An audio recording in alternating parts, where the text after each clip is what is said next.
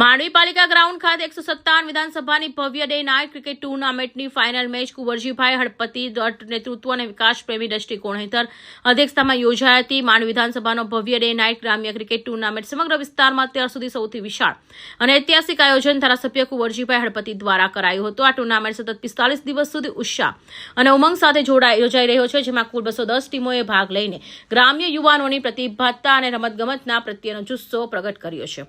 આ ભવ્ય આયોજક દર્શકો એટલો વિશાળ જનસમુદાય ઉમટ્યો કે બેસવાની જગ્યા ઓછી પડી ગઈ છે, જે આ ટુર્નામેન્ટની લોકપ્રિયતા અને કુંવરજીભાઈ હળપતિ પ્રત્યેના જન વિશ્વાસનું જીવંત પ્રતિબંધ છે. ફાઇનલ મેચ ગોદાવડી 11 અને અમલસાડીવાડી 11 વચ્ચે રોમાંચક રીતે રમાઈ, જેમાં ગોદાવડી 11 વિજેતા બની હતી.